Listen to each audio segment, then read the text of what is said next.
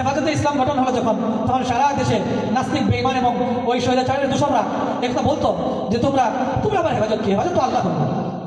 কেউ কেউ কিছু কিছু আলিম ওই সমস্ত উল্টাপাল্টা প্রশ্ন শুরু করে দিয়েছিল যে হেফাজত তো আল্লাহ করবেন। হেফাজত আবার হেফাজত ইসলাম আরেকটা কি? আপনাদের জানা আছে, বাবু নবী হুজুর এখানে আসছিলেন, হুজুর এখানে বলে গেছেন যে হেফাজত মানে কি?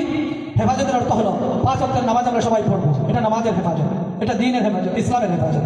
আমরা হাফেজে কোরআন হবো, এটা দ্বীনের হেফাজত, এটা ইসলামের হেফাজত। হুজুর এই সমস্ত লম্বা ব্যাখ্যা দিয়েছেন।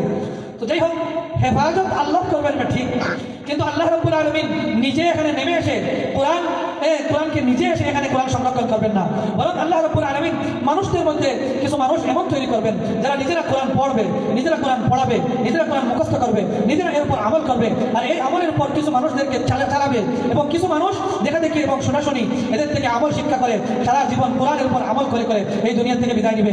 এইভাবেই দ্বীনের হেফাজত, এইভাবেই ইসলামের হেফাজত হবে, এইভাবেই দ্বীন সংরক্ষিত হবে। যদি এই ধারাবাহিকতা যেদিন বন্ধ হয়ে যাবে, এদিন কিয়ামত হয়ে যাবে। এই ধারাবাহিকতা যেদিন আর থাকবে না, যেদিন এই দুনিয়ার মধ্যে আল্লাহ আল্লাহ বলার মতো কোনো লোক থাকবে না, এদিন আল্লাহ কিয়ামত সংগঠিত করে দিবেন। এই জন্য সমাজ সম্মানিত উপস্থিতি, আমাদের এই যে মাহফিল, আজকের এই যে অনুষ্ঠান, আলহামদুলিল্লাহ অনেক সুন্দর অনুষ্ঠান। আমি আপনাদেরকে বলবো, আপনারা প্রত্যেকেই আপনাদের ছেলে সন্তানদেরকে